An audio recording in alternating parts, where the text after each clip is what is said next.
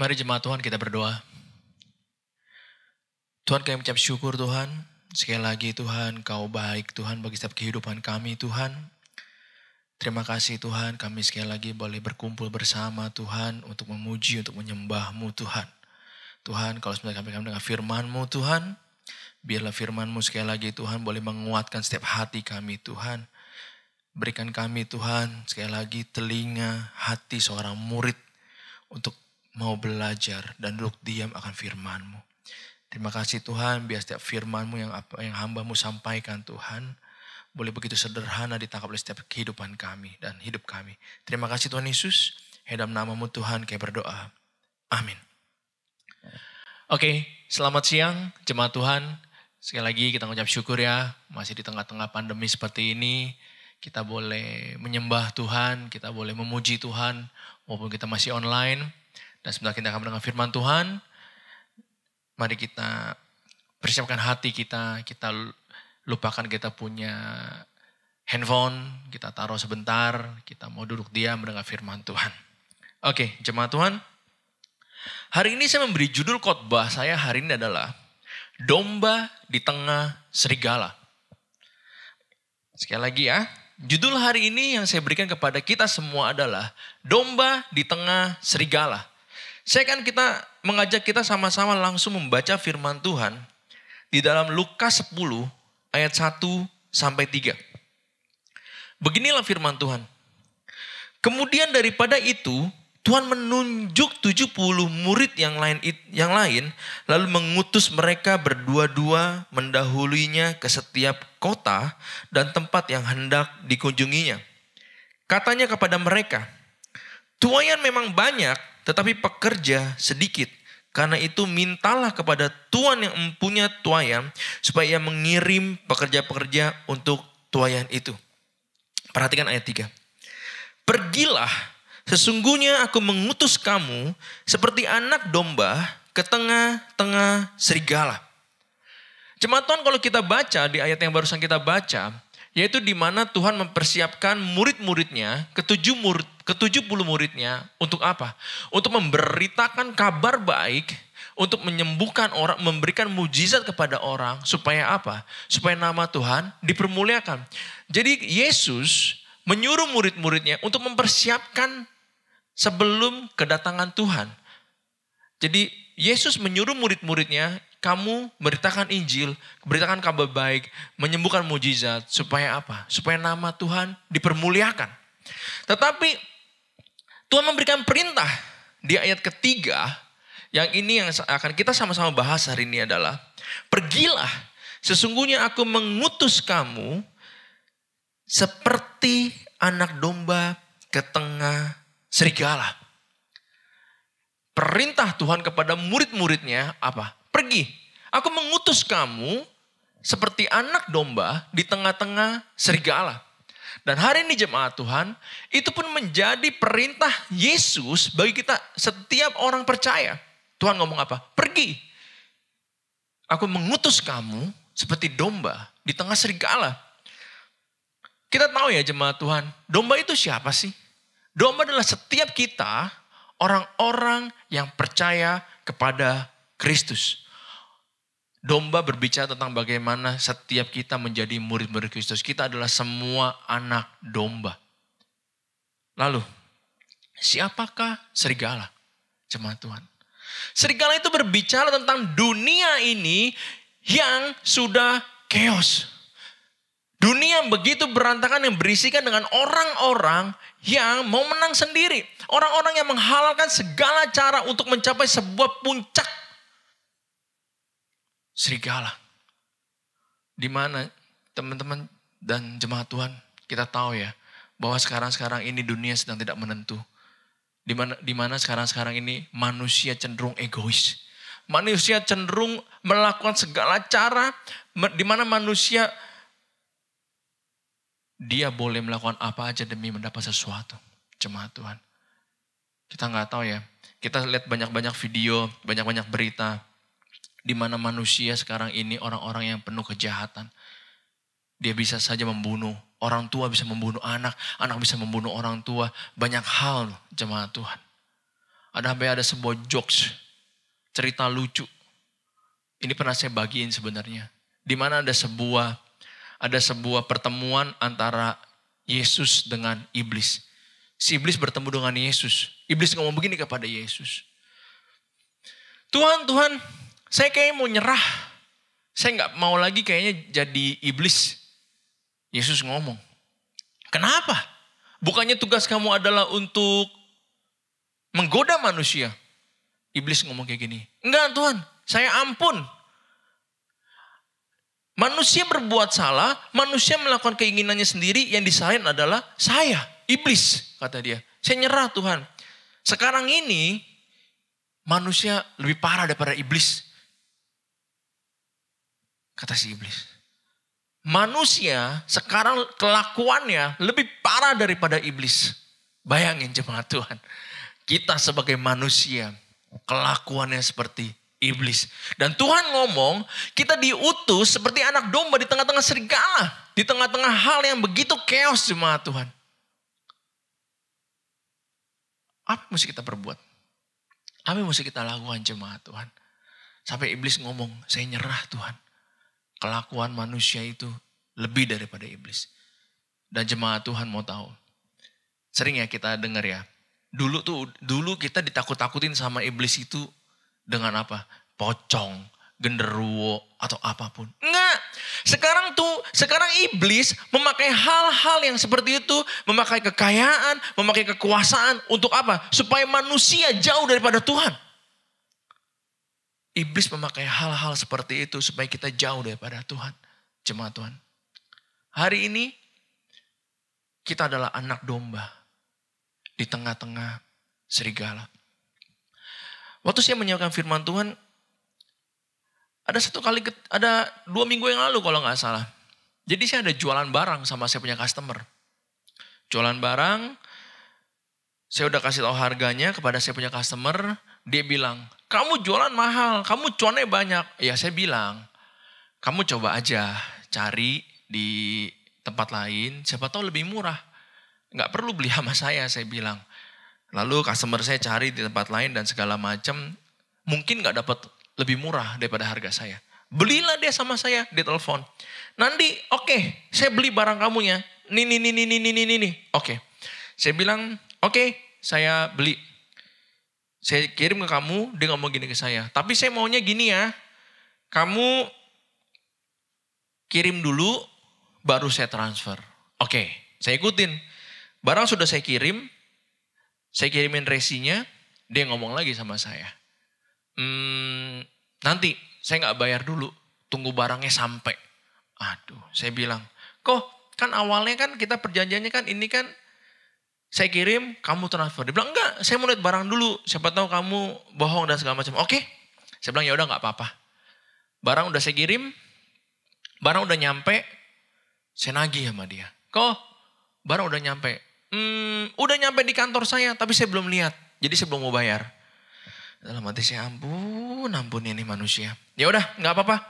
Tunggu nyampe. Sesudah nyampe barangnya dikirim ke tempat dia, anak buahnya kirim ke tempat dia, dilihat barangnya. Dia kirim saya foto. Waktu itu saya lagi kerja, tiba-tiba dia kirim foto. Wah, saya bilang seneng nih saya nih, udah ditransfer nih sama customer saya. Tatonya ada 2 foto. Waduh. Belum sempat saya baca, ditelepon saya. Nandi, kamu jualan barang kok mahal banget ya? Dia bilang gitu ke saya. Saya kan udah bilang. Kok cek dulu aja. Dia sampai kirim saya. Lihat nih, hari ini saya kirim ke kamu, saya screenshot. Ada di online shop, harganya segini. Saya bilang, kok ini barang memang naik turun, fluktuatif. Saya bilang, ya kan, pada saat kamu beli, sudah oke. Harganya segini, sekarang naik turun. Dia langsung ngomong gini, saya gak mau tahu. Pokoknya pilihan kamu cuma 2. Yang pertama, saya pulangin barang kamu. Yang kedua, saya potong harga kamu. Aduh, saya bilang, kok ini barang gak ada untungnya. Saya cuma bantu Koko. Gak mau tahu. Di dalam hati saya yang begitu panas saya ngomong kayak gini. Ya udahlah, terserah Koko aja dah. Kamu mau bayar, kamu gak mau bayar udah gak usah. Kamu mau potong udah, Gak usah balikin barangnya ke saya bilang. Transfer akhirnya. Harganya dipotong. Penjualan yang bikin saya rugi, bukan untung. Harusnya kita dagang untung, saya rugi. Hati saya begitu kesel jemaat Tuhan. Keselnya minta ampun. Saya lagi berpikir-pikir kok ada ya manusia yang bocengli seperti ini. Kok ada ya? Bocengli itu bahasa ini ya. Inggris. Bercanda. Bocengli, ini ada orang yang kok rasanya kok nggak fair ya. Saya lagi melihat bagaimana manusia itu ampun. Lebih mementingkan dirinya sendiri, gak mentingin orang lain. Saya sampai udah siapin, saya screenshot kata-kata dia di WhatsApp, saya screenshot. Hati saya lagi geram sekali, saya marah. Saya pengen pasang post di status, saya pengen ngomong, ini loh manusia yang bocengli sedunia. Udah beli barang, udah deal harga, tiba-tiba saya dipotong. Udah blacklist saja. Saya pengen pasang di status WhatsApp saya pada saat itu. Saya pengen pasang status, biar orang tahu inilah orang yang paling bocengli. Udah disiapin, udah di screenshot, udah diapain. Tiba-tiba hati kecil saya ngomong seperti ini. Kalau kamu melakukan itu, apa bedanya kamu dengan dunia? Kalau kamu melakukan itu, kamu pasang itu, kamu marah, apa bedanya kamu dengan dunia? Dunia yang seperti itu. Kamu adalah domba yang diutus ke tengah serigala, kata Tuhan. Saya pikir-pikir, ini nih serigala ini nih. Ini orang-orang yang benar-benar mementingkan dirinya sendiri, orang-orang yang egois. Iblis memakai hal-hal seperti itu untuk apa? Untuk mereka menjauh daripada Tuhan. Saya bilang, aduh Tuhan, ampun. Saya minta ampun Tuhan. Saya akhirnya nggak jadi screenshot. Saya memaafkan dia. Saya bilang, oh inilah tantangan saya. Inilah tantangan kita sebagai anak Tuhan. Yang ketika Tuhan bilang, saya mengutus kamu seperti domba di tengah serigala. Ada seorang penulis buku yang bernama Donald E. Carson. Dia pernah ngomong kayak gini. Dunia ini, dunia yang sudah hancur. Dunia yang penuh keberdosaan. Sehingga penderitaan dan kejahatan tidaklah mengagetkan. Donald E. Carson ngomong. Dunia ini adalah dunia yang sudah mengalami kehancuran. Dunia yang sudah dipenuhi dengan dosa. Sehingga kehancuran dan dosa, penderitaan, itu udah tidak heran. Jadi ketika kita ngelihat berita sesuatu yang kejahatan di sini, kejahatan di situ, maling di situ, membunuh sini, membunuh situ, nggak usah aneh, kata Donald E. Carson. Karena kenapa? Dunia ini sudah jatuh ke dalam dosa. Tetapi hal yang harus kamu kagetkan adalah apa? Ketika kamu bangun, kamu bercermin di kaca orang yang berdosa, masih Tuhan kasih kehidupan. Tuhan ngomong sekali lagi. Tuhan E. Carson ngomong. Ketika hal yang mesti kamu kagetkan adalah ketika kamu bangun dari tidurmu, kamu mengaca di cermin. Dalam cermin itu ada orang berdosa yang Tuhan masih pelihara. Jemaat Tuhan. Tetapi, sekali lagi Donald E. Carson ngomong. Walaupun kita tahu dunia ini adalah dunia yang penuh keberdosaan. Kita adalah orang yang diberikan anugerah kepada Tuhan sehingga kita masih hidup. Tetapi gak sampai sana. Tuhan mau setiap kita, orang-orang percaya, anak-anak Tuhan, untuk apa? Untuk memberitakan kabar baik. Untuk memberitakan Injil. Supaya apa? Supaya nama Tuhan dipermuliakan jemaat Tuhan. Di mana? Di tengah dunia yang begitu chaos. Di tengah dunia yang begitu terpuruk. Jemaat Tuhan, kita berada di dalam tengah-tengah serigala. Sehingga kita boleh berpikir seperti ini, kok aneh ya? Kok Tuhan mau ya mengutus kita domba di tengah serigala? Domba itu apa sih? Domba itu adalah hewan yang penuh kelemahan. Domba adalah hewan yang tidak memiliki senjata. Dia tidak ada alat senjata untuk memperlindungi dirinya. Gak ada jemaat Tuhan. Tapi kenapa Tuhan ngomong kita diutus di tengah-tengah serigala? Gak butuh waktu lama. Bisa langsung disikat kita sama serigala. Udah gak begitu lama kita bisa langsung disikat sama dunia ini jemaat Tuhan. Tapi kenapa Tuhan bilang kita diutus di tengah-tengah serigala ini? Di tengah-tengah dunia yang seperti ini. Di tengah-tengah dunia yang begitu penuh keberdosaan. Hari ini jemaat Tuhan, kita akan sama-sama belajar. Bagaimana sih kita sebagai domba bisa menang melawan serigala. Bagaimana kita seekor domba bisa menang melawan serigala. Hal yang pertama, bagaimana domba bisa menang melawan serigala? Yaitu apa? Domba bergantung sepenuhnya kepada sang gembala. Bagaimana kita bisa menang melawan serigala jemaat Tuhan? Jawabannya satu. Domba-domba itu bergantung sepenuhnya kepada sang gembala. Domba itu gak boleh lari daripada gembala. Kalau kita lari sedikit aja, maka ada serigala-serigala buas yang siap untuk menghantam, memakan kita. Kita harus bergantung sepenuhnya kepada gembala. Jemaat Tuhan, waktu zaman bangsa Israel pada saat itu, gembala itu identik bagaimana mereka mengembalakan domba-domba mereka. Sehingga di dalam 1 Samuel 17, kalau kita baca, ini adalah cerita tentang Daud bagaimana dia ngomong kepada Raja Saul. Di dalam 1 Samuel 17, ayat 34-36. Tetapi Daud berkata kepada Saul, hambamu ini biasa mengembalakan kambing domba ayahnya. Apabila datang singa atau beruang yang menerkam seekor domba dari kawanannya, maka aku menghajarnya dan melepaskan domba itu dari mulutnya. Kemudian apabila ia berdiri menyerang aku, maka aku akan menangkap janggutnya lalu menghajarnya dan membunuhnya. Baik singa maupun beruang telah dihajar oleh hambamu ini. Gembala pada zaman itu, di mana mereka lawan mereka adalah singa-singa, serigala-serigala, beruang-beruang yang begitu ganas. Daud ngomong, walaupun saya mengembalakan 2-3 ekor kambing dan domba, tetapi saya merawat mereka. Walaupun ada serigala buas, aku akan menghajar mereka. Jemaat Tuhan, hari ini siapa sih gembala kita? Dia adalah Yesus Kristus. Dia adalah Tuhan, Juru Selamat, yang Tuhan mau kita sebagai domba bergantung sepenuhnya kepada gembala kita. Tetapi jemaat Tuhan, banyak kali kita bukannya bergantung sama Tuhan. Banyak kali kita malah lari daripada Tuhan. Banyak kali kita malah kabur daripada Tuhan.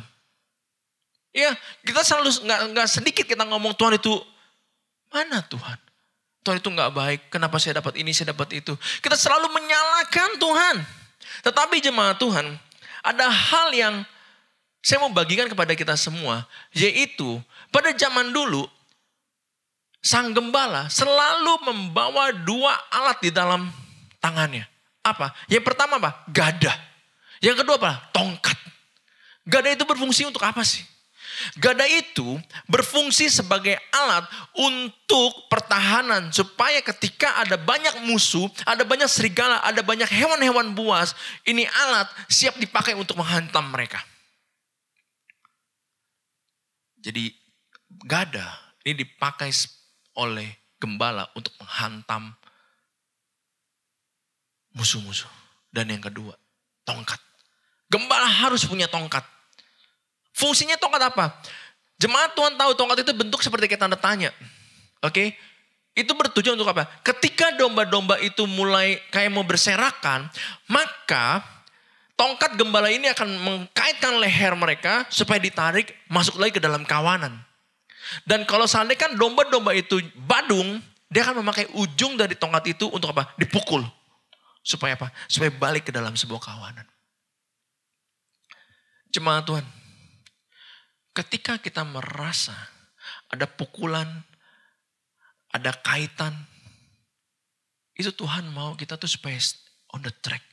Mungkin ketika kita lalai, mungkin ketika kita jauh daripada, untuk kita keluar dari jalurnya Tuhan. Tuhan mau apa? Tuhan mungkin mukul kita. Supaya apa? Supaya kita balik jemaat Tuhan.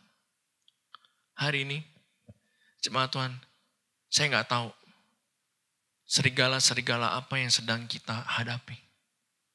Mungkin sakit penyakit, mungkin keekonomian, mungkin kita punya dagang yang lagi sepi, atau apapun.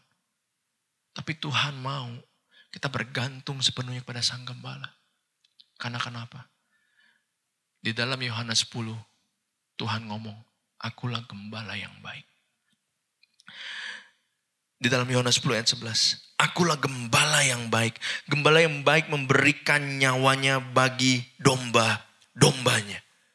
Tuhan mau bagaimana kita, jemaat Tuhan, mengerti dan tahu bahwa Dia adalah gembala yang baik. Dia rela 2000 tahun yang lalu mati di kayu salib bagi siapa? Bagi kita semua jemaat Tuhan.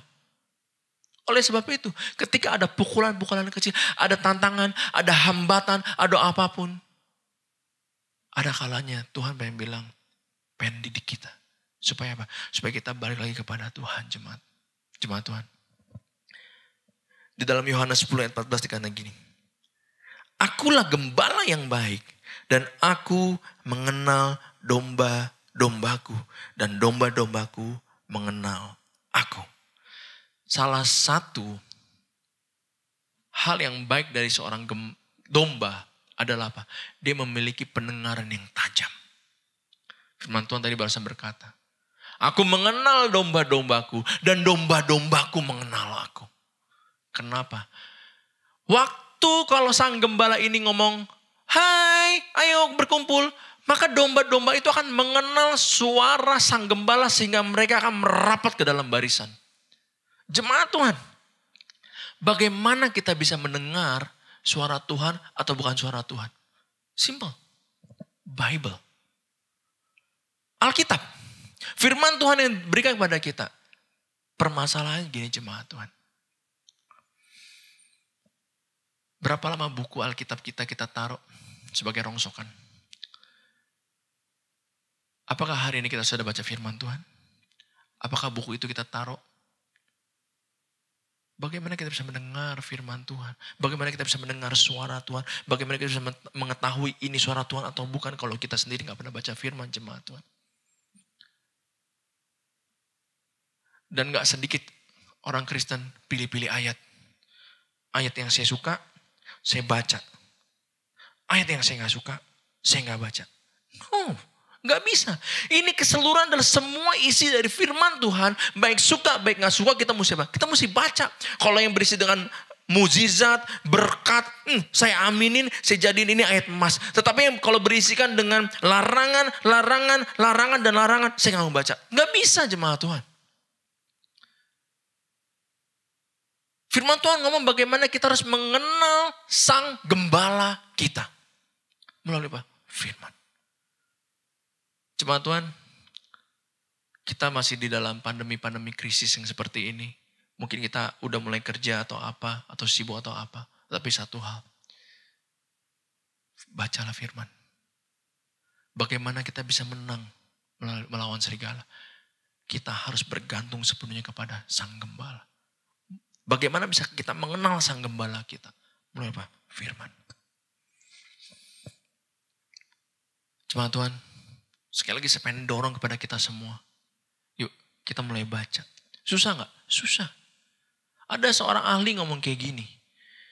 Ketika kamu baca atau kamu melakukan sesuatu, kamu mesti melakukan itu kira-kira 3-4 minggu terus berturut-turut.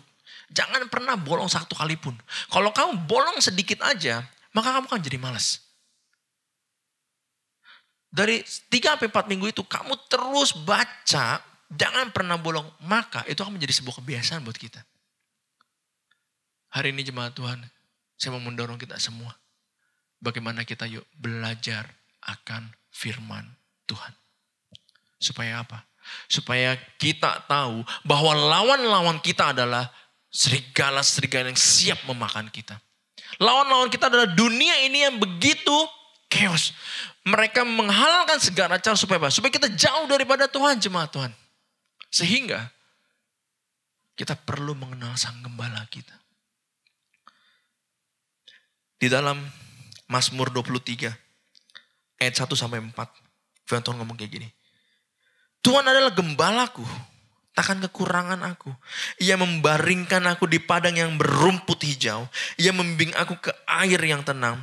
Ia menyegarkan jiwaku. Ia menuntun aku di jalan yang benar. Dan karena namanya. Sekalipun aku berjalan dalam lembah kekelaman, aku tidak takut bahaya. Sebab apa? Sebab engkau besertaku. Gadamu dan tongkatmu itulah yang menghibur aku. Firman Tuhan ngomong di ayat 4. Sekalipun aku berjalan dalam lembah kekelaman, aku tidak takut bahaya. Sebab engkau besertaku. Jemaat Tuhan, sekali lagi. Mungkin kita sekarang lagi berada di tengah-tengah kondisi krisis yang gak menentu. Sekali lagi, kita gak tahu. Kita resesi, dagang, susah. Kita berjalan dalam lembah kekelaman. Tapi Tuhan ngomong. Walaupun kita berjalan dalam lembah kekelaman, Tuhan selalu beserta dengan kita. Dia tidak pernah meninggalkan sedetik pun dalam setiap kehidupan kita, jemaat Tuhan. Banyak kali malah domba yang mau tersesat. Banyak kali domba yang mau lari. Tapi Tuhan pukul. Tuhan kasih dia ajaran supaya balik ke dalam jalan yang benar dan baik. Hal yang pertama, yaitu supaya kita bergantung sepenuhnya kepada Gembala. Oke, hal yang kedua, bagaimana sih kita bisa menang melawan serigala? Yang kedua adalah, domba adalah binatang yang hidupnya berkomunitas. Jemaat Tuhan bisa lihat ya, bagaimana domba-domba itu hidupnya itu berkomunitas. Mereka selalu berkumpul dalam sebuah kelompok. Kadang-kadang karena domba tuh sering nunduk-nunduk seperti ini, kadang-kadang mereka tersesat. Ketika mereka tersesat, itu waktunya paling enak serigala memangsa domba. Tetapi ketika domba berkomunitas, serigala itu gak begitu berani untuk memangsa domba. Hal yang kedua, jemaat Tuhan, bagaimana kita bisa menang melawan serigala? Hiduplah dalam komunitas. Firman Tuhan udah jelas waktu dalam penciptaan Tuhan ngomong. Bahwa gak baik manusia itu seorang diri. Gak baik. Maka aku menciptakan penolong bagimu. Itu ngomong tentang apa? Kita gak bisa hidup sendiri-sendiri, jemaat Tuhan. We need community. Kita butuh yang namanya komunitas. Di dalam apa? Di dalam Kristus. Kita butuh komunitas di dalam Kristus, jemaat Tuhan. Ada sebuah film, saya baru selesai nonton, tentang kungfu. Jadi dalam sebuah film itu diceritakan bagaimana ini murid, ada seorang guru memiliki murid. Dan guru ini juga mempunyai istri. Oke. Lalu murid, ada dua orang murid, itu kerjaannya tuh berantem terus. Cekcok. Nggak akur. Mereka hidup di dalam sebuah kayak pegunungan gitu ya, atau bukit atau apa gitu ya, di pedalaman lah pokoknya. Kerjanya cekcok mulu, nggak akur, ini nyalain itu, ini nyalain ini. Satu ketika istri dari guru ini ngomong kayak gini, kamu temenin adik seperguruan kamu untuk cari makanan. Lalu kakak seperguruan ini, saya nggak mau, saya bisa ngelakuin sendiri, nggak perlu saya ditemenin. Lalu si adik ngomong kayak gini, iya biarin aja dia pergi sendiri, saya juga gak mau temenin dia. Si istri dari guru ini ngomong kayak gini, dia bohongin. Kamu mesti berdua, jangan sampai kamu sendiri-sendiri. Karena kemarin itu kakak besar kamu, waktu jalan dia melihat serigala. Wah, mereka ketakutan. Makanya dia bilang gini, ada sebuah pepatah. Istri dari guru itu ngomong gini, ada sebuah pepatah.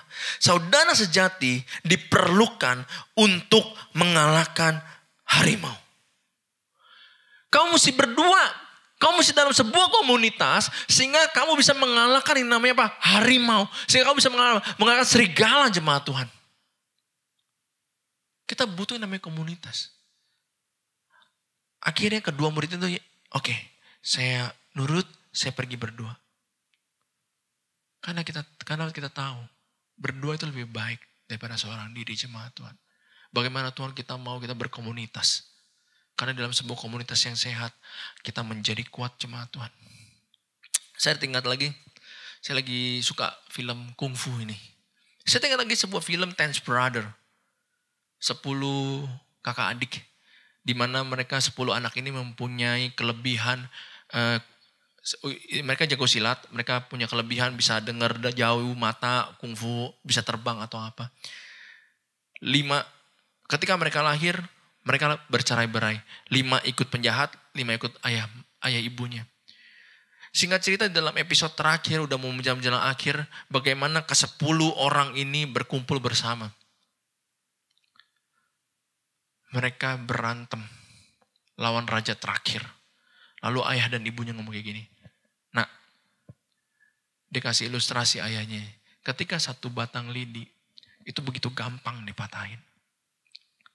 Bagaimana kalau dengan 10 batang lidi? Itu akan susah sekali dipatahin. Mengapa kita perlu berkomunitas? Mengapa kita perlu bersama-sama? Supaya apa? Ketika ada hal-hal yang buruk, hal-hal apa? Ada saudara yang menopang kita. Jemaat Tuhan. Hari-hari ini bagaimana dalam kita punya komunitas. Firman Tuhan di dalam Ibrani 10 ayat 25 ngomong sini. Berbicara seperti ini. Janganlah kita menjauhkan diri dari pertemuan ibadah kita. Seperti dibiasakan oleh beberapa orang. Tetapi marilah kita saling menasehati dan semakin giat melakukan menjelang hari Tuhan yang mendekat. Ibrani ngomong. Janganlah kita menjauhkan pertemuan-pertemuan ibadah kita. Hari ini jemaat Tuhan saya mau dorong kepada kita semua. Kita ini lagi masih online. Ya, kita gereja online, kita DM komsel kita online. Tidak sedikit di dalam online ini orang-orang malas. Orang-orang mulai menjauhkan pertemuan-pertemuan komsel. Malas saya kayaknya gak suka deh ikut komsel di online. Kayaknya saya gak dapat apa-apa deh. No. Jemaat Tuhan. Walaupun kita masih online, percayalah ketika kita berkumpul bersama-sama, walaupun di dalam online, kita bisa saling dikuatkan. Kita bisa sharing satu dengan yang lain. Oh saya punya pergumulan ini, tolong dong didoakan. Dan hari ini jemaat Tuhan, saya pengen dorong kita semua. Yuk kita sama-sama, mari bersama-sama. Kita lagi masa pandemi seperti ini, kita berkumpul di dalam online DM kita. Di dalam online komsel kita. Seminggu cuma sekali jemaat Tuhan. Jangan ngomong kayak gini, nanti aja lah. Tunggu udah gak online lagi yang mau datang. No. Sekarang. Saya mau dorong ke kita semua.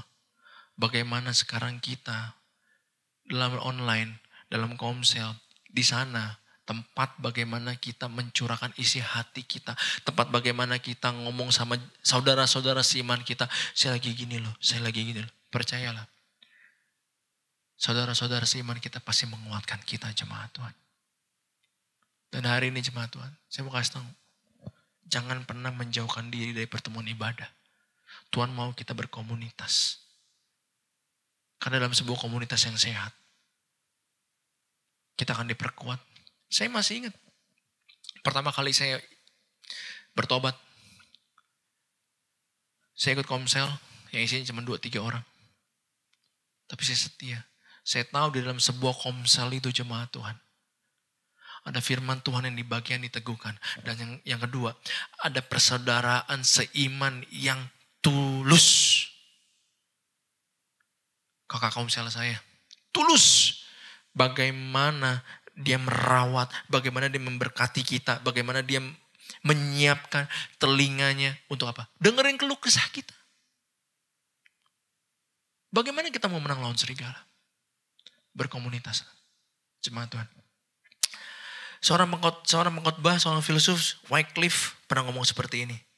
Berkumpul dan bersekutu merupakan 2 bukti iman yang hidup. Jika semangat merosot dan iman mundur, keinginan bersekutu dengan orang-orang percaya juga berkurang. Saya ulang sekali lagi. Berkumpul dan bersekutu merupakan 2 bukti iman yang hidup.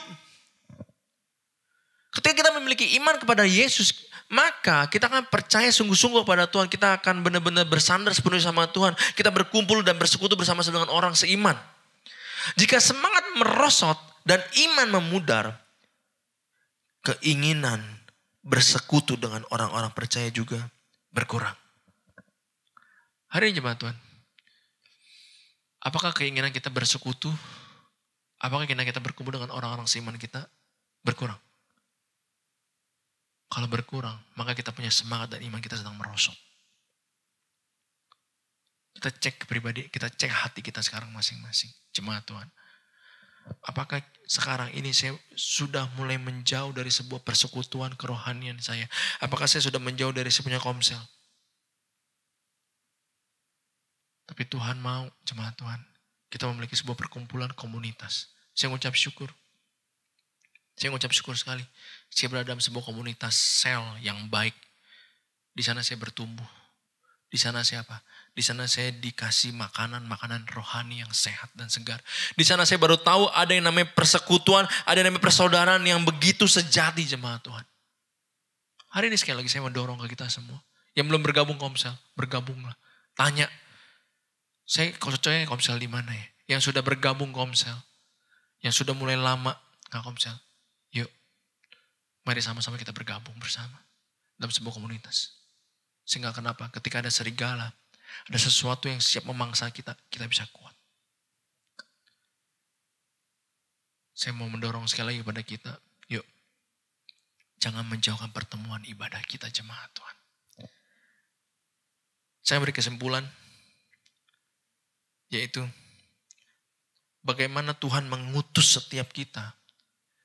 Untuk apa? Untuk berdiri di tengah-tengah kegelapan. Tetapi Tuhan bilang kita adalah cahaya di tengah-tengah kegelapan. Tuhan mau kita menjadi terang, jemaat Tuhan, di tengah-tengah kegelapan ini. Tuhan bilang Tuhan mengutus kita seperti domba di tengah serigala. Lalu bagaimana kita bisa menang melawan serigala, jemaat Tuhan? Pertama, bergantunglah sepenuhnya kepada Sang Gembala kita. Yaitu apa? Yesus Kristus. Kita bergantung sepenuhnya kepada Kristus. Di dalam hal apapun. Percayalah, Tuhan tidak pernah meninggalkan kita. Lalu bagaimana kita bisa menang melawan serigala? Hiduplah dalam sebuah komunitas yang sehat. Kita membangun sebuah komunitas yang baik. Oleh sebab itu jemaat Tuhan, saya mendorong sekali lagi kepada kita untuk berkumpul, berkomunitas dalam sel. Ya, karena sekali lagi di sana kita saling dikuatkan. Kalau teman-teman hari ini sedang mundur atau apa, yuk kita kembali, kita komsel bareng. Di sana kita saling menguatkan. Puji Tuhan, saya selesai.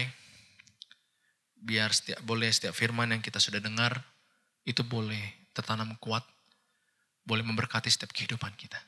Mari kita berdoa. Tuhan, terima kasih Tuhan. Kami ucap syukur Tuhan. Sekali lagi Engkau baik Tuhan bagi setiap kehidupan kami Tuhan. Tuhan, kami tahu Tuhan, di tengah-tengah dunia ini yang begitu kacau Tuhan.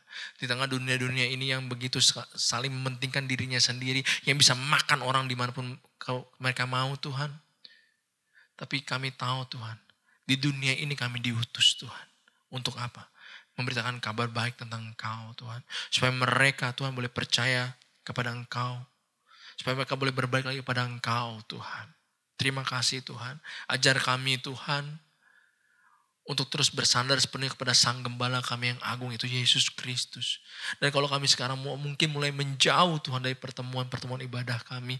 Pertemuan misalnya, Tuhan ampuni setiap kami Tuhan. Kami ingin bersekutu bersama Tuhan. Kami ingin berkumpul bersama saling menguatkan. Terima kasih Yesus. Hamba-Mu selesai berbicara Tuhan. Biar setiap firman yang hamba-Mu sampaikan Tuhan. Boleh begitu sederhana Tuhan. Dan boleh menguatkan setiap kehidupan kami Tuhan. Boleh bertumbuh subur dalam setiap kehidupan kami Tuhan. Terima kasih Yesus. Terima kasih Bapa. Hanya dalam nama-Mu Tuhan kami berdoa. Dan kami ucap syukur. Haleluya. Amin. God bless. Tuhan Yesus berkati.